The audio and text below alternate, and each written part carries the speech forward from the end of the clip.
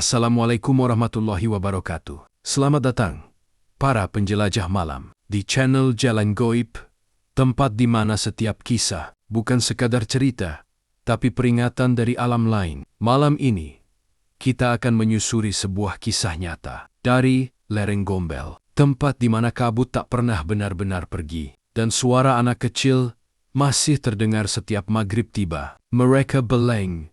Wewe Gombel masih berjalan di antara bayangan, mencari anak-anak yang lupa pulang sebelum azan berkumandang. Siapkan dirimu, redupkan cahaya, karena kisah ini bukan untuk yang lemah iman. Selamat mendengarkan. Cerita ini berasal dari sebuah desa kecil di lereng Bukit Gombel, Jawa Tengah. Warga di sana percaya kalau menjelang maghrib, saat cahaya matahari berubah jingga dan bayangan mulai memanjang, itu bukan waktu manusia untuk bermain. Itu waktu makhluk halus mencari teman. Suara jangkrik mulai terdengar bersahut-sahutan. Langit perlahan berubah dari oranye ke keunguan. Dari kayahan, azan maghrib berkumandang, menggema dari surau kecil di tengah sawah. Di rumah sederhana, berbilik bambu, Bu Rini memanggil anaknya yang masih bermain di pinggir jalan desa. "Raffi, ayo masuk Nat."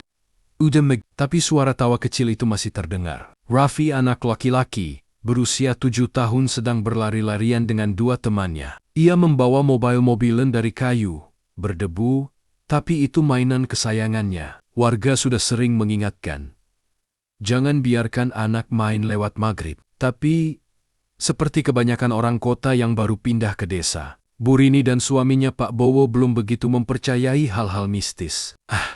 Cuma cerita orang dulu aja, Bu," kata Pak Bowo suatu sore. "Biarin aja anak main sebentar. Namanya juga anak kecil."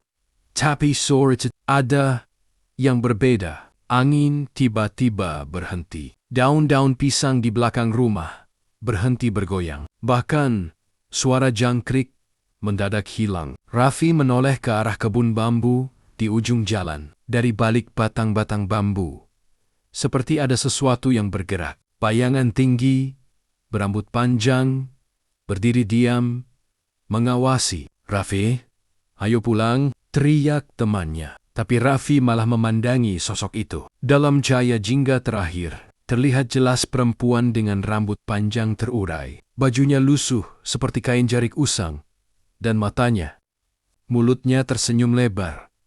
Tapi senyum itu tak manusiawi. Raffi, ia ingin lari, tapi kakinya berat seperti tertanam di tanah. Sosok itu mengangkat tangannya, pelan-pelan, seperti mengajak mendekat. Lalu terdengar bisikan lembut, "Main sama ibu." "Ya, di rumah, ibu." Seketika terdengar suara keras. Allahu Akbar. Azan dari surau bergema kuat. Sosok itu memudar seolah tersapu angin. Raffi tersadar dan langsung berlari pulang. Di rumah, Bu Rini menyambutnya dengan wajah kesal. Dibilangin, jangan main pas maghrib, Nak. Dengar nggak? Raffi hanya mengangguk, tapi matanya kosong, tangannya dingin, dan sepanjang malam, anak itu tak mau bicara sepatah kata pun. Malamnya, saat semua sudah tidur, Bu Rini terbangun. Ada suara kecil dari halaman belakang, seperti suara anak bermain mobil-mobilan. Krek, krek. Roda mainan kayu menggesek lantai semen. Bu Rini berjalan pelan ke jendela. Dari sela bambu, ia melihat punggung kecil Raffi duduk di halaman, menatap kegelapan kebun. "Raffi," panggilnya lirih. Anak itu menoleh, tapi wajahnya pucat, tanpa ekspresi. Lalu dari belakang Raffi muncul tangan panjang berwarna keabu-abuan, dengan kuku hitam menyentuh bahu anak itu. Bu Rini, lalu tiba-tiba semuanya hilang. Halaman kosong, tak ada siapa-siapa. Bu Rini memejamkan mata, tubuhnya gemetar. Ketika membuka mata lagi, Raffi sudah tidur di kamar, seolah tak terjadi apa-apa. Tapi kaki anak itu penuh lumpur. Keesokan paginya, Bu Rini bercerita pada Pak Bowo, tapi suaminya hanya menggeleng. "Mimpi, Bu? Udah, jangan mikir aneh-aneh." Namun, sejak hari itu, Raffi sering bicara sendiri. Kadang ia tertawa, Kadang ia seperti mengobrol dengan seseorang yang tak terlihat. Sama ibu Beru. Katanya suatu sore, ibu itu rambutnya panjang, baunya wangi, kayak bunga melati. Burini langsung pucat. Dalam budaya Jawa, bau melati di waktu senja sering dihubungkan dengan kehadiran makhluk halus. Sore berikutnya, tetangga Mbak Siti datang dengan wajah cemas. "Burini, hati-hati ya, anak saya dulu juga gitu. Main PA Maghrib, ngomong sendiri, terus hilang seminggu." Burini terdiam. Mbak Siti melanjutkan. Suaranya bergetar. Katanya, dibawa Wewe Gombel. Nama itu langsung membuat bulu kuduk berdiri. Makhluk yang konon menculik anak-anak yang bermain waktu maghrib. Tapi tidak membunuh, hanya menyembunyikan. Karena mereka dianggap anak-anak yang tidak dijaga. Malamnya, Raffi demam tinggi. Tubuhnya panas seperti api, tapi dingin di ujung jari. Ia mengigau, menyebut nama seseorang. "Bu, jangan tinggalin aku di sana, Bu." Pak Bowo panik, memanggil dukun desa. Mbah Sastro, orang tua berjubah hitam itu datang dengan tas anyam berisi dupa dan bunga kenanga. Mbah Sastro duduk di samping Raffi, menatap anak itu lama, lalu berkata pelan, "Anak ini sudah separuh jiwanya di bawah. Malam maghrib kemarin, dia dijemput." Burini menutup mulutnya, menahan tangis. Pak Bowo mulai tak percaya. "Maksud Maba, dijemput siapa?" Mbah Sastro menatap ke arah jendela yang terbuka ke kebun bambu. "Dijemput Wewe Gombel." Dari luar, terdengar suara lembut seperti nyanyian perempuan. "Turu. Oh ho nangis. Lah, tidur nak. Tidur, jangan menangis. Nak." Suara itu datang dari arah bukit, lembut tapi menusuk hati, seperti suara seorang ibu yang kehilangan anak. Mbah Sastro berdiri. Dari sakunya, ia keluarkan gelang kecil dari akar bambu kuning, lalu melingkarkannya di pergelangan tangan Raffi. "Ini, tapi kalau sudah dipanggil, cepat atau lambat dia akan datang lagi." Burini menatap Mbah Sastro dengan mata penuh harap. "Apa maksudnya, Mbah?" "Wewe Gombel itu bukan setan biasa, Bu. Ia dulunya manusia, seorang perempuan yang mati bunuh diri karena dituduh membunuh anaknya sendiri. Sejak itu, rohnya gentayangan, mencari anak-anak yang terabaikan untuk dia rawat." "Burini, tapi saya nggak pernah ninggalin Raffi, Mbah." Mbah Sastro menatapnya dalam-dalam. "Tapi kau membiarkan dia bermain saat maghrib, saat dunia halus dan dunia nyata bertemu." Azan Isya terdengar jauh di kejauhan. Malam turun perlahan. Mbah Sastro berdiri, menyalakan dupa. Asapnya menari-nari, membentuk bayangan samar, menyerupai wajah perempuan berambut panjang. Dari luar rumah, terdengar suara langkah kecil cetok. Cetok, cetok, seperti kaki anak kecil berjalan di tanah basah. Burini memeluk Raffi erat-erat.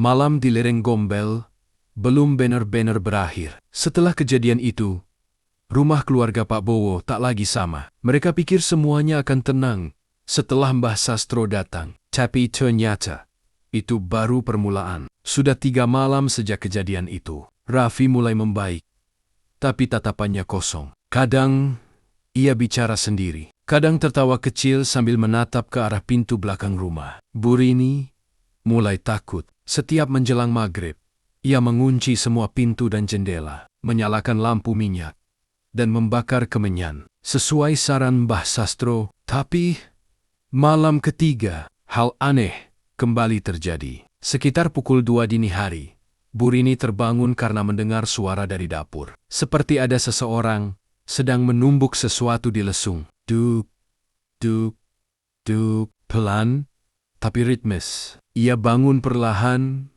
menatap Pak Bowo yang masih terlelap, lalu mengambil senter kecil. Dengan langkah hati-hati, ia berjalan ke arah dapur. Saat lampu senter menyapu ruangan, terlihat pintu dapur terbuka sedikit. Angin dingin masuk, membawa bau melati yang kuat. Bulu kuduk Burini langsung berdiri. Ia tahu, bau itu sama seperti malam ketika Raffi melihat sesuatu di kebun bambu. Dari celah pintu, terlihat bayangan seseorang duduk membelakangi arah dapur. Rambut panjangnya menutupi punggung, dan di hadapannya, Ada piring kecil berisi nasi dan sepotong ikan asin. Bu Rini menahan napas. Suara lirih terdengar. Makan ya, Nat. Payas, ibu masakin ikan kesukaanmu. Suara perempuan. Lembut, tapi berat.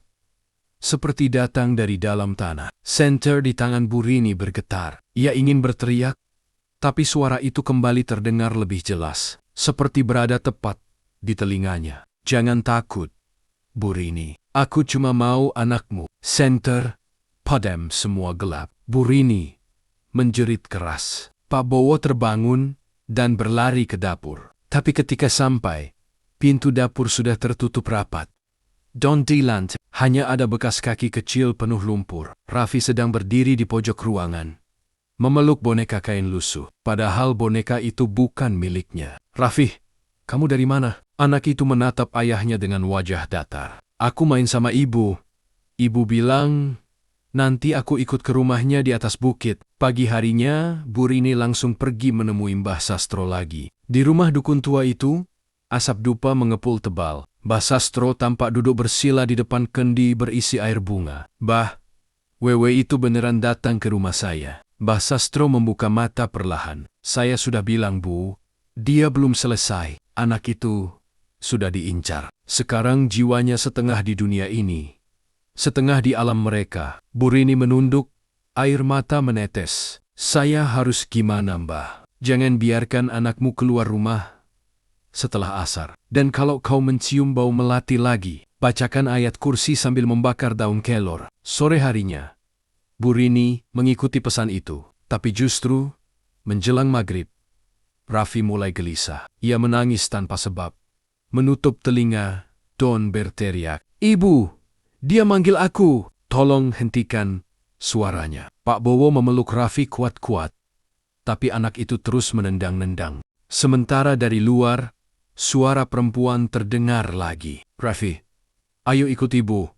Di sini banyak teman. Suara itu seperti datang dari arah Bukit Gombel. Dan bersamaan dengan itu, angin bertiup sangat kencang. Lampu minyak bergetar, nyaris padam. Malam itu, Mbah Sastro datang ke rumah membawa sesuatu. Seikat daun kelor, kemenyan, dan air bunga 7 rupa. Ia meletakkannya di depan pintu belakang sambil berdoa dalam bahasa Jawa kuno.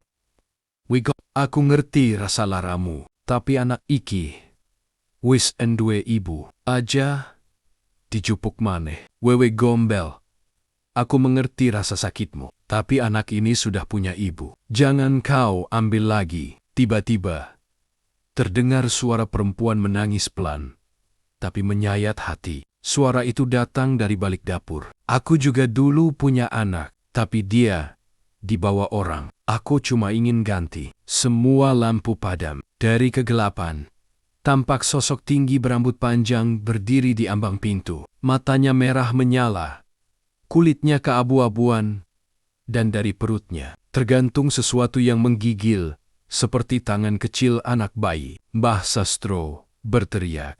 Allah, ia memercikan air bunga ke arah sosok itu. Suara mengerikan terdengar, seperti orang menjerit dan menangis bersamaan. Sosok itu lenyap, tapi meninggalkan bau melati yang semakin kuat. Setelah semuanya tenang, Mbah Sastro berkata dengan wajah serius, "Dia belum pergi. Dia hanya mundur sementara. Tapi kalau sampai anak itu keluar rumah lagi, waktu maghrib, dia pasti diambil." Malam berikutnya, Bu Rini menidurkan Raffi lebih awal. Tapi sekitar pukul 12 malam, suara dari dapur terdengar lagi. Kali ini lebih keras, seperti suara anak-anak berlarian.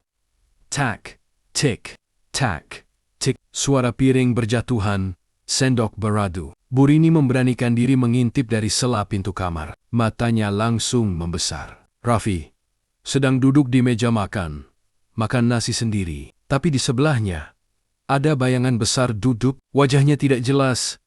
Hanya rambut panjang yang jatuh ke lantai. Dan dari arah belakang, suara lembut itu berkata, "Pinter, makan yang banyak, Nak. Nanti ikut ibu, ya." Bu Rini hampir pingsan. Ia menjerit memanggil suaminya. Tapi begitu Pak Bowo keluar kamar, semua hilang. Tak ada siapapun di dapur.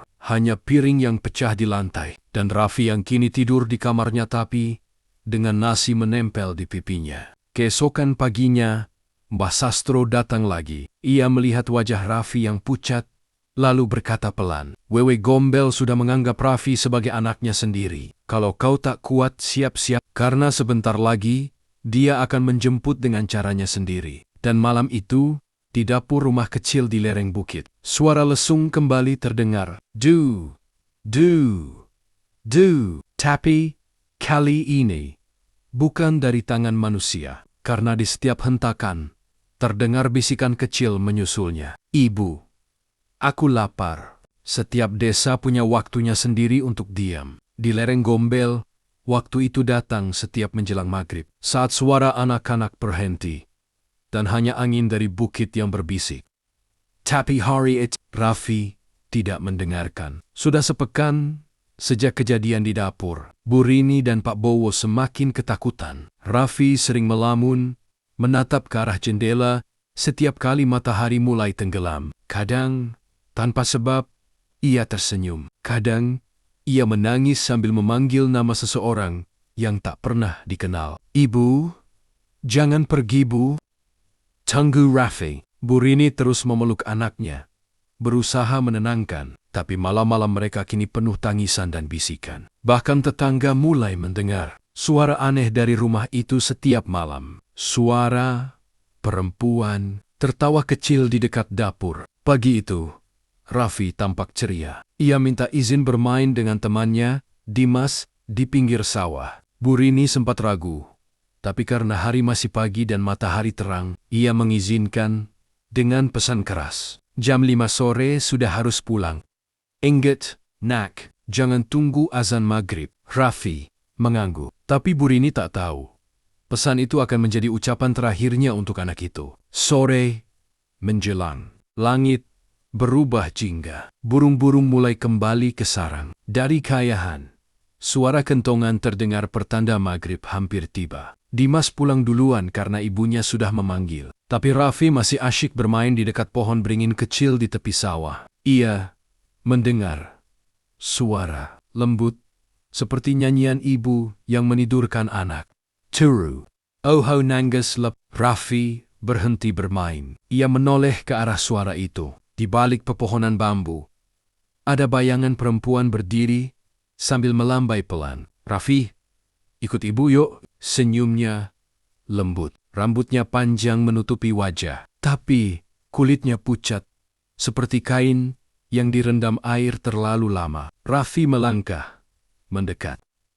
1 langkah, 2 langkah, dan saat azan maghrib mulai terdengar, sosok itu menghilang bersama Raffi. Malam itu, Bu Rini panik. Jam sudah menunjukkan pukul 7 malam, tapi Raffi belum pulang. Ia berlari ke rumah Dimas. "Dimas, Raffi, di mana?" Dimas menatap ibunya, lalu menjawab dengan suara gemetar. "Tadi, Raffi main sendiri, Bu. Dia katanya mau pulang.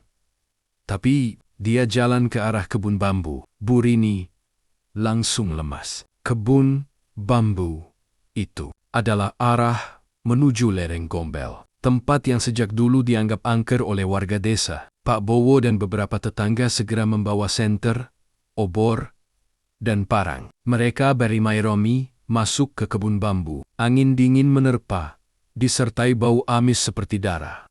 "Raffi, Raffi nak." Suara mereka menggema, tapi yang menjawab hanya suara tawa kecil dari kejauhan. Salah satu warga, Pak Darto, menyorotkan senter ke arah semak. Mereka semua membeku. Di sana, tergantung di dahan bambu, ada baju Raffi masih lengkap, tapi basah seperti habis direndam air. Di bawahnya, hanya ada sandal kecil yang tertinggal di lumpur. Bu Rini menjerit histeris, tapi Mbah Sastro yang ikut dalam pencarian langsung menahannya. "Jangan panggil namanya keras-keras, Bu. Kalau kau panggil, dia akan semakin jauh." Bu Rini menangis di bahu suaminya. Sementara Mbah Sastro menatap lurus ke arah Bukit Gombel yang diselimuti kabut tebal. "Dia di sana, diambil Wewe Gombel." warga mulai berdoa bersama di surau kecil. Tapi setiap malam, suara tangisan anak kecil terdengar dari arah bukit. Kadang terdengar jelas, seolah Raffi memanggil ibunya. "Bu, aku di sini, pulangin aku." "Bu." Beberapa warga mencoba naik ke bukit untuk mencari sumber suara itu. Namun setiap kali mereka mendaki, kabut turun tiba-tiba membuat pandangan gelap dan kaki terasa berat. Bahkan, ada yang pingsan setelah mendengar suara perempuan tertawa di telinganya. Mbah Sastro akhirnya berkata, "Kita tak bisa mencarinya dengan cara biasa. Kita harus memanggil jiwanya, bukan raganya." Ia menyiapkan upacara panggilan arwah di pelataran rumah Raffi malam itu juga. 7 batang dupa, 1 kendi air bunga, dan sehelai kain putih yang diletakkan di tengah lingkaran beras kuning. Kalau Raffi datang, jangan ganggu, biarkan dia bicara. Ketika dupa mulai menyala, angin berhenti, suara jangkrik lenyap, dan dari arah hutan terdengar langkah kecil mendekat. "Ceto, ceto, ceto." Burini menatap ke depan. Dari balik kabut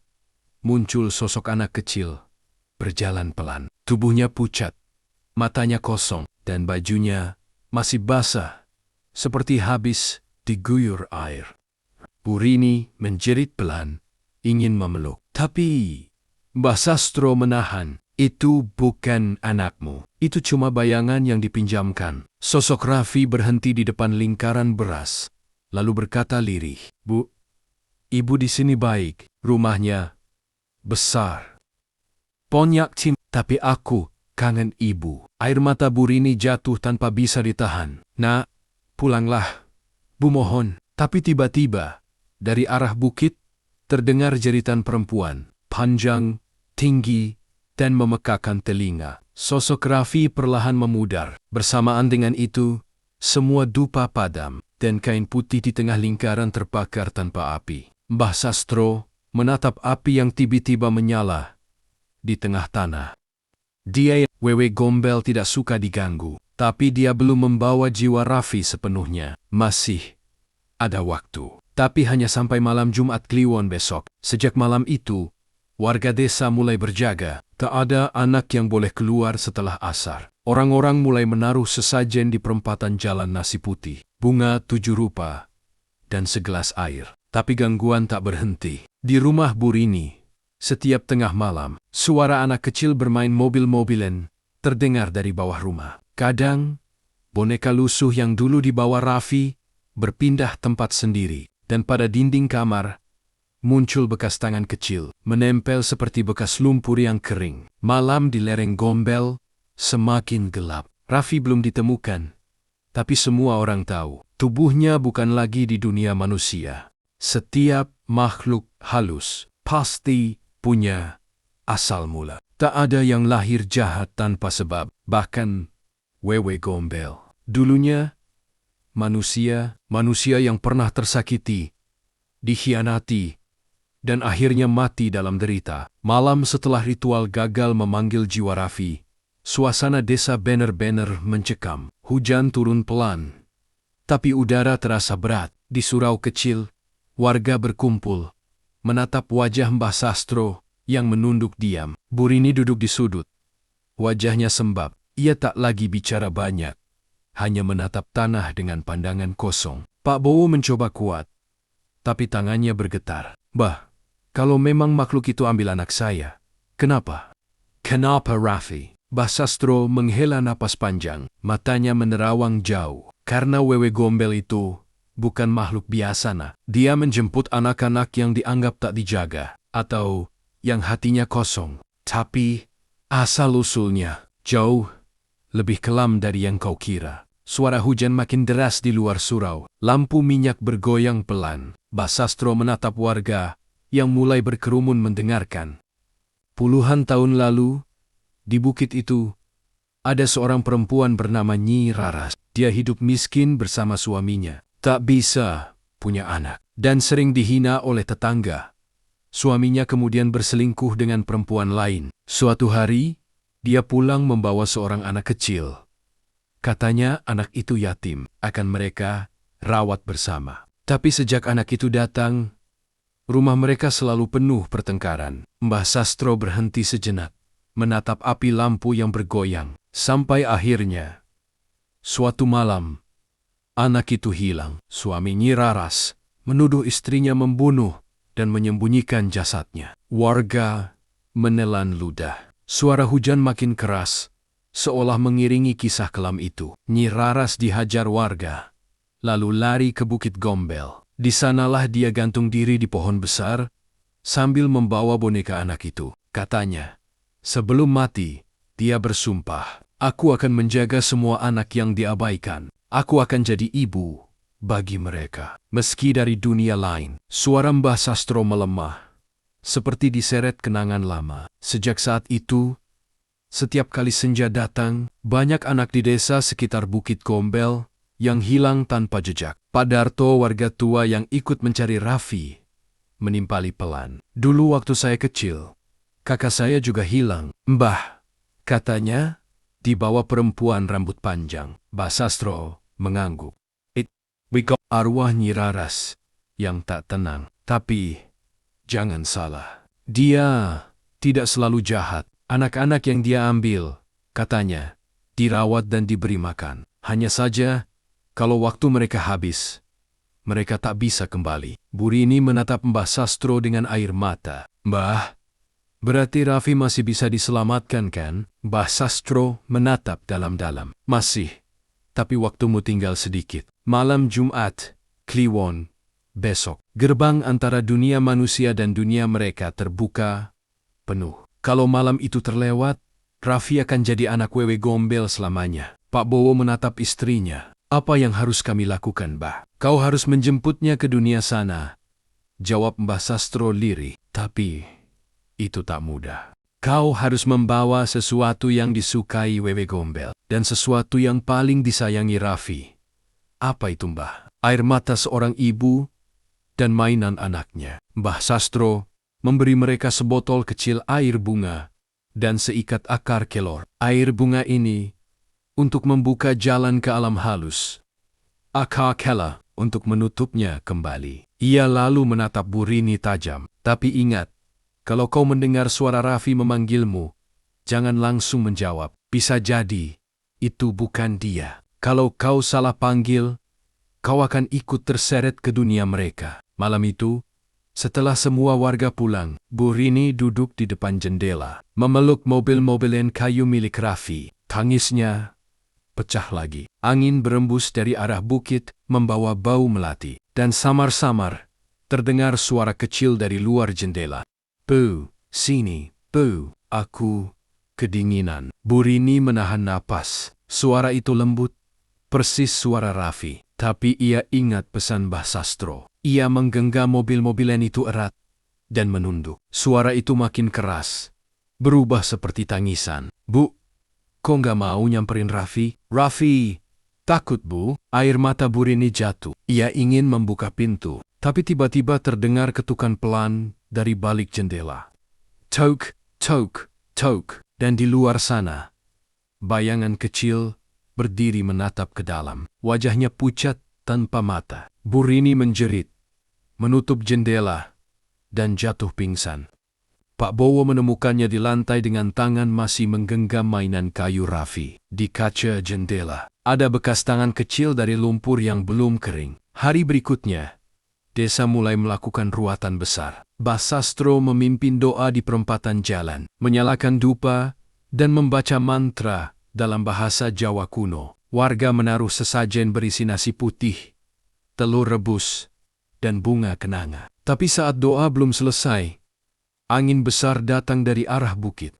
Dup, dan dari kejauhan terdengar suara perempuan tertawa panjang dan melengking. "Kalian pikir bisa rebut anakku? Dia sudah bahagia di sini." Langit tiba-tiba gelap. Meski belum malam, beberapa warga berteriak karena melihat bayangan perempuan tinggi melayang di atas pohon kelapa di pinggir jalan. Rambutnya panjang, matanya merah, dan di pelukannya ada anak kecil berpakaian basah. "Aafii." Teriakan Burini menggema di seluruh desa, tapi sebelum siapapun sempat bereaksi, sosok itu hilang diselimuti kabut putih. Dan dari arah bukit terdengar Suara sayup-sayup. Tunggu malam Jumat, Bu. Nanti aku pulang. Tidak semua jalan bisa ditempuh oleh kaki manusia. Ada Jalan Lane, jalan sunyi yang hanya bisa dilalui mereka yang berani menatap kegelapan. 3 malam setelah kejadian di Surau, Desa Lereng Gombel benar-benar sunyi. Angin gunung berhembus pelan, membawa aroma tanah basah dan bunga kenanga. Di rumah Tua Mbah Sastro, Pak Bowo dan Bu Rini bersiap. Di Maya Castle, ada kendi berisi air bunga, seikat akar kelor, dupa, dan mobil-mobilan kayu rafi. Mbah Sastro duduk bersila, matanya terpejam. Ia membaca mantra dalam bahasa Jawa halus. Suaranya berat dan bergema di ruangan gelap. Slamet ing wengi iki, kawula nyuwun pangestu marang leluhur, marang sedulur papat limo panser. Aja nganti nyawa sing dijemput ora bali. Bu Rini menatap dupa yang mulai menyala. Asapnya melingkar seperti pusaran. Udara di ruangan perlahan berubah dingin. Jam dinding berhenti berdetak. Dawn dari luar. Terdengar suara burung hantu menjerit panjang. Mbah Sastro membuka mata perlahan. Waktunya sudah datang. Ingat, kalian tidak boleh bicara sembarangan nanti. Kalau kalian melihat sesuatu yang menyeramkan, diamlah. Jangan panik, dan jangan panggil nama Raffi dulu. Pak Bowo menelan ludah. Bah, kita bakal lewat mana? Mbah Sastro menunjuk kendi air bunga. Lewat si, dunia mereka berlapis. Air bunga ini membuka jalannya. Tapi, setelah itu, hanya doa yang bisa menuntun kita pulang. Mbah Sastro menuangkan air bunga ke tanah di tengah ruangan, membentuk lingkaran. Asap dupa makin tebal, memenuhi ruangan dengan bau harum aneh. Tiba-tiba, lantai mulai bergetar pelan. Suara seperti bisikan anak kecil terdengar dari segala arah. Ayo main, Mbah. Ayo main. Bu Rini memejamkan mata, tubuhnya gemetar. Dan ketika Mbah Sastro mengucapkan mantra terakhir, dunia di sekeliling mereka perlahan berubah. Mereka tak lagi berada di dalam rumah. Sekarang, mereka berdiri di padang kabut putih. Pohon-pohon tanpa daun menjulang tinggi. Langit berwarna abu, dan dari kejauhan terdengar suara tawa anak-anak yang menggema. Selamat datang di alam Gombel, bisik Mbah Sastro. Mereka berjalan perlahan di antara kabut. Setiap langkah terasa berat. Bu Rini melihat bayangan anak-anak berlari, tapi wajah mereka kosong. Seperti boneka. Beberapa memegang mainan rusak. Beberapa menangis memanggil ibu. Mbah, apa itu mereka yang hilang? Ya, anak-anak yang sudah tak bisa pulang. Tiba-tiba, dari balik kabut, muncul sosok perempuan tinggi mengenakan kain putih lusuh. Rambutnya panjang, menutupi wajah. Ia melangkah pelan, dan suaranya seperti angin. Kalian mencari anak itu? Pak Bowo menggenggam tangan istrinya erat. Iya, kami hanya ingin Raffi kembali. Wewe Gombel tersenyum samar. Dia bahagia di sini. Dunia kalian kejam. Di sana, dia hanya dimarahi, dilupakan, dan dibiarkan bermain sendirian. Aku yang menjaganya. Suara itu pelan, tapi menusuk. Bu Rini menunduk. Air matanya jatuh. Aku cuma ingin memeluk anakku lagi. Wewe Gombel mendekat. Matanya merah menyala di balik rambutnya. Kalau begitu, buktikan kasihmu, Ibu. Lepaskan rasa takutmu. Ikut aku ke tempatnya. Mbah Sastro segera menarik tangan Bu Rini. Jangan ikuti dia. Itu jebakan. Tapi sebelum sempat menariknya kembali, tanah di bawah Bu Rini tiba-tiba runtuh. Ia jatuh ke dalam kegelapan bersama suara anak kecil memanggil. Bu, aku di sini, Bu. Pak Bowo berteriak. Rini, tapi Mbah Sastro menahannya. Diam.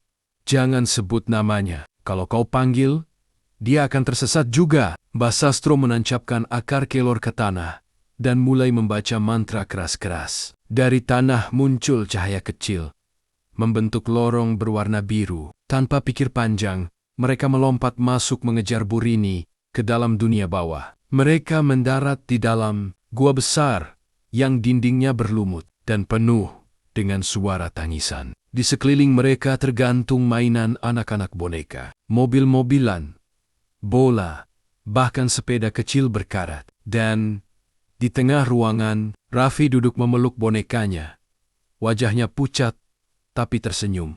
Bu Rini langsung berlari memeluk anaknya. Air matanya jatuh di bahu Raffi. Tapi tubuh anak itu terasa dingin.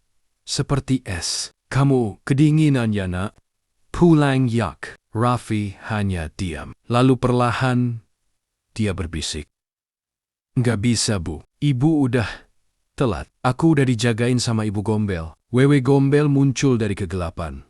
Rambutnya menjuntai sampai tanah. Biarkan dia di sini. Di sini, tak ada yang marah saat anak bermain maghrib. Tak ada air mata. Mbah Sastro menancapkan akar kelor ke tanah dan mulai melantunkan doa. Ya Gusti, buka na, lawang sing ketutup, walna sing kesasar. Bali, marang asale, tanah bergetar. We Gombel menjerit. Suaranya menggema seperti badai. Kalian tidak akan bawa dia pergi, tapi cahaya dari akar kelor makin terang, membakar kabut dan bayangan hitam di sekitarnya. Bu Rini memeluk Raffi erat, berbisik dengan air mata. Nak, maafin ibu. Ibu janji, gak bakal tinggalin kamu lagi. Raffi perlahan menatap ibunya dan tersenyum. Aku juga sayang ibu. Dalam cahaya biru yang membutakan, mereka semua terseret keluar dari dunia itu. Suara tawa Wewe Gombel perlahan menghilang, digantikan bunyi azan subuh dari kejauhan. Ketika Bu Rini membuka mata, ia sudah berada di rumah. Raffi ada di pangkuannya, tapi tak bergerak. Tubuhnya hangat, tapi napasnya pelan. Mbah Sastro duduk di pojok, wajahnya pucat. Dia berhasil keluar, tapi masih setengah di sana. Untuk benar-benar kembali, butuh tumbal. Pak Bowo menatap Mbah Sastro dengan ngeri. Tumble. Mbah Sastro mengangguk pelan. Wewe Gombel tidak pernah melepas tanpa ganti. Malam Jumat nanti, kita harus menyiapkan satu jiwa, agar pintu tak terbuka lagi. Tidak semua rahasia bisa diceritakan dengan kata-kata. Ada kebenaran yang terlalu mengerikan untuk disampaikan, dan terlalu berbahaya untuk dilupakan. Sejak Raffi kembali, suasana desa lereng Gombel berubah drastis. Setiap malam, kabut turun lebih cepat. Hewan-hewan ternak resah, ayam berkokok sebelum subuh, dan suara perempuan tertawa sering terdengar dari arah bukit. Raffi sendiri tidak seperti dulu. Anak itu jarang bicara, hanya duduk di depan jendela sambil menatap hutan. Kadang ia tersenyum sendiri, kadang menangis tanpa alasan. Bu, katanya ibu Gombel masih di luar sana. Bu Rini menatap anaknya dengan hati-hati. Itu cuma mimpi, nah. Sekarang kamu sudah di rumah, tapi... Raffi menggeleng. Gak bu, dia masih nyari jalan masuk. Katanya, dia mau ambil yang lain. Malam itu, Pak Bowo mengetuk pintu rumah Mbah Sastro dengan wajah panik. Mbah, Raffi ngomong yang aneh-aneh lagi. Katanya Wewe Gombel mau ambil anak-anak desa. Mbah Sastro langsung bangkit, mengambil tas kecil berisi dupa dan jimat kelor. Aku sudah tahu. Tanda-tandanya sudah muncul. Dupa di surau mati sendiri, dan angin gunung turun dari arah barat. Artinya, pintu antara dunia manusia dan dunia mereka belum tertutup sempurna. Pagi berikutnya, kabar buruk datang. Anak tetangga, Siti, hilang setelah bermain di belakang rumah. Di tanah hanya tersisa boneka jerami dan bekas kaki kecil yang menuju hutan. Warga mulai panik. Semua mata tertuju pada Bukit Gombel. Kabut di sana tampak lebih tebal dari biasanya. Kita harus ke sana sekarang juga, kata Pak Bowo tegas. Kalau benar di sana sarangnya, kita bakar sampai habis. Mbah Sastro menggeleng pelan. Tidak semudah itu. Tempat itu bukan hanya hutan, itu perbatasan dua dunia. Kalau kalian masuk tanpa izin, kalian bisa hilang seperti anak-anak itu. Namun warga tak tahan lagi. Dengan obor dan doa pendek, mereka berangkat ke bukit. Kabut menelan mereka satu persatu. Langkah kaki di tanah basah terasa berat, dan udara berbau bunga melati busuk. Setiap beberapa meter, terdengar suara ranting patah dan bisikan samar. Campbell, ini bukan tempatmu. Beberapa warga ketakutan dan mundur. Tapi Pak Bowo terus maju bersama Mbah Sastro dan 3 orang lainnya. Di ujung jalan setapak, mereka menemukan goa besar tertutup akar pohon. Dari dalamnya, keluar angin dingin, bercampur bau amis. Inilah tempatnya, bisik Mbah Sastro, Sarang, Wewe Gombel. Mereka menyalakan obor dan masuk perlahan. Langit-langit, goa rendah, dan dindingnya penuh ukiran aneh. Seperti wajah-wajah anak kecil yang menangis. Semakin dalam mereka melangkah, semakin jelas terdengar suara tawa perempuan, tangisan, dan nyanyian lembut. Nina Bobo anak manis, jangan menangis. Nanti ibu datang. Tiba-tiba, obor salah satu warga padam sendiri. Suasana gelap, total. Dan dari kegelapan, sesuatu bergerak cepat. Satu warga terseret ke dalam bayangan. Jeritanya menggema, lalu menghilang. Pak Bowo berteriak, "Mbah, apa itu?" Mbah Sastro menjawab pelan. Dia sudah melihat wajahnya. Mereka terus maju sampai tiba di ruangan besar di tengah goa. Di sana tergantung ratusan mainan anak-anak dari lenggit-lenggit boneka, bola, mobil, semuanya sudah berdebu dan rusak. Di tengah ruangan, ada tempat tidur bambu penuh kain putih lusuh. Dan di atasnya duduk Wewe Gombel. Tubuhnya tinggi, kulitnya pucat, matanya merah darah. Di pangkuannya, ada Siti anak yang hilang sedang tidur pulas. "Kenapa kalian datang?" Suaranya serak, tapi lembut. "Kalian manusia selalu serakah. Anak-anak kalian biarkan sendirian. Lalu saat mereka kusayang, kalian memanggilku iblis." Pak O maju, menggenggam jimat kelor. "Kau sudah mencuri yang bukan milikmu." Wewe Gombel berdiri perlahan, tinggi hampir menyentuh atap goa. "Aku tidak mencuri. Aku hanya mengambil yang ditinggalkan." Tiba-tiba, suara tawa anak-anak menggema di seluruh ruangan. Bayangan kecil berlari di antara kabut, memegang mainan rusak. Satu persatu wajah mereka muncul pucat, kosong, matanya hitam. Mbah Sastro mulai membaca doa keras-keras. Obor berkedip, udara bergetar. "We Gombel menjorit." Rambutnya melayang ke segala arah. "Kalian mau menghancurkan rumahku. Baik, kalian semua akan tinggal di sini." Tanah goa mulai retak. Dari bawah muncul tanggen-tanggen kecil menarik kaki mereka. Satu warga jatuh dan langsung lenyap diseret ke bawah tanah. Pak Bowo mengangkat obor dan berteriak, "Mbah, sekarang atau tidak sama sekali." Mbah Sastro menancapkan jimat kelor ke tanah dan melempar kendi air bunga ke arah ledakan cahaya biru memenuhi ruangan. We Gombel menjerit.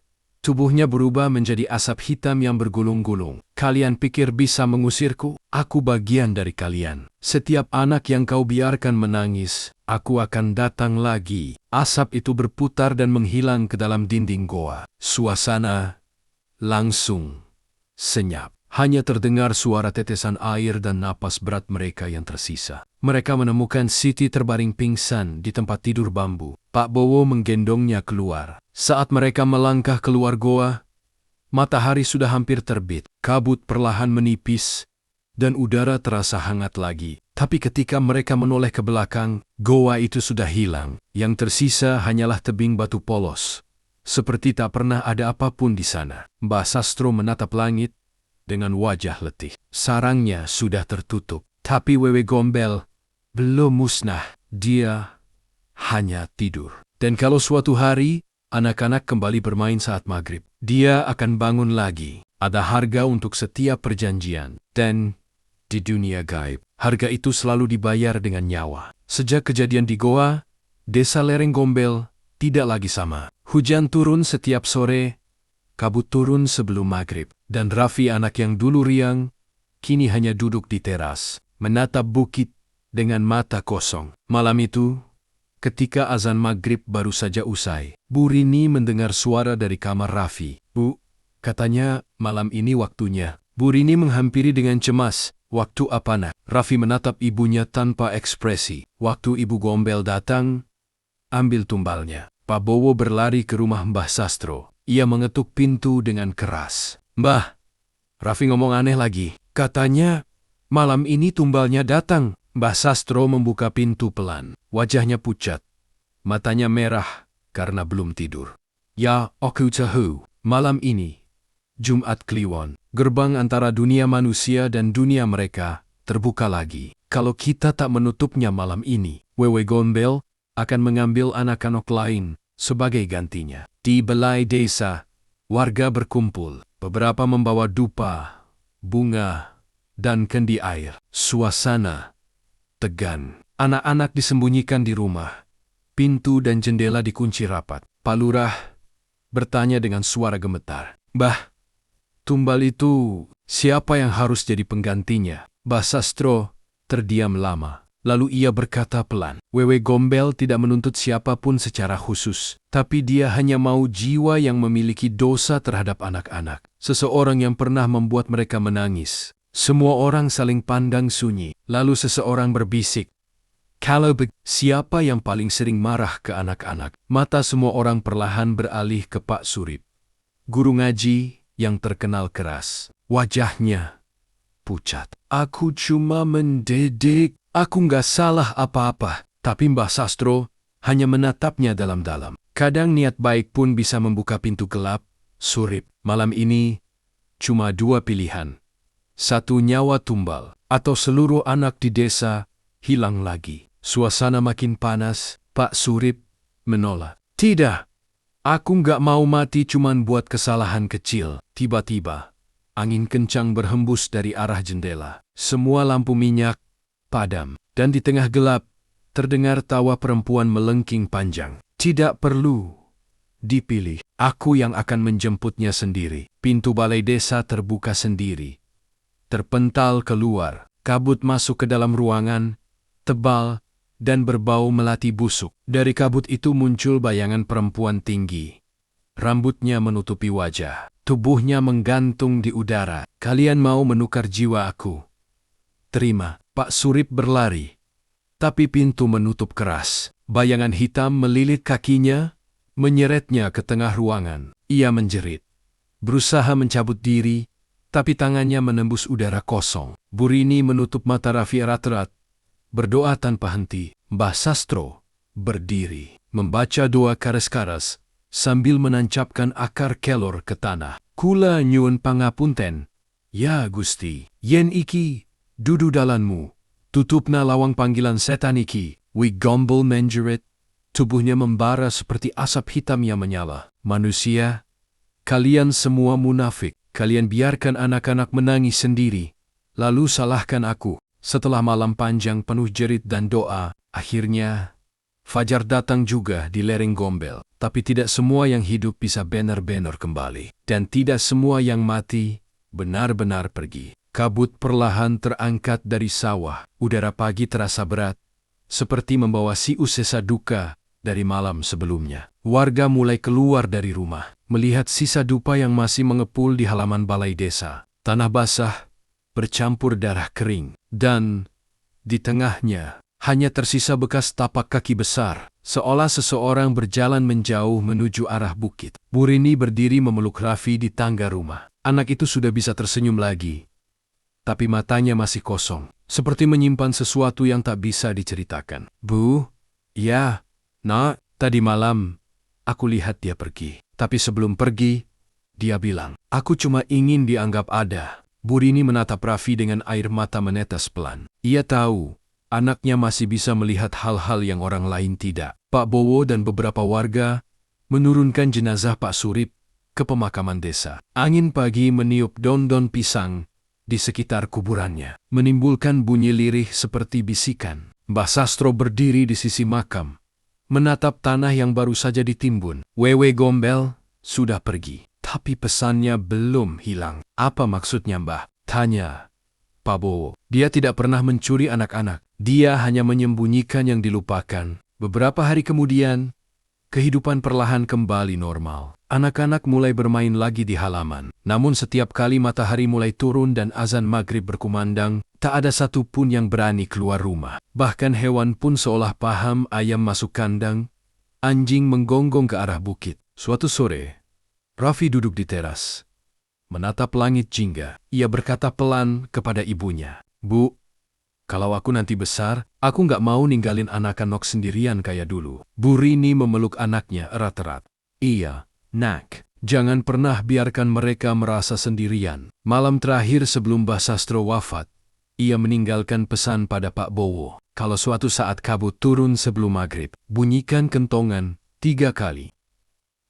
Dia datang bukan untuk menjemput, tapi untuk mengingatkan. Sejak malam itu, setiap tahun, warga lereng Gombel melakukan selamatan kecil menjelang bulan Suro. Mereka menyalakan lilin di pinggir jalan, membakar dupa, dan menabur bunga di sungai. Bukan untuk memanggil, tapi untuk menghormati. Karena bagi mereka, Wewe Gombel bukan hanya arwah jahat, melainkan penjaga kasih ibu yang terbuang, yang menuntut perhatian agar manusia tidak lupa bahwa anak Kanok adalah titipan paling suci. Raffi tumbuh besar, meninggalkan desa. Namun setiap kali ia mendengar azan maghrib di perantauan, dadanya selalu bergetar. Ia menatap langit jingga, dan entah kenapa, selalu merasa ada yang mengawasinya dengan lembut dari balik bayangan. Mungkin itu dia, pikir Raffi, menjaga anak-anak lain yang lupa pulang. Tidak semua yang menakutkan itu jahat. Kadang, arwah yang kita sebut hantu hanya ingin diingat, hanya ingin disayangi. Dari kisah di lereng Gombel ini, kita belajar bahwa cinta yang kehilangan arah bisa berubah menjadi kutukan yang abadi. Terima kasih sudah mendengarkan kisah ini sampai akhir. Jangan lupa, tekan tombol subscribe, nyalakan loncengnya, dan tulis pengalaman mistismu di kolom komentar. Sampai jumpa di kisah berikutnya. Masih bersama aku di Jalan Goib Channel. Wassalamualaikum warahmatullahi wabarakatuh.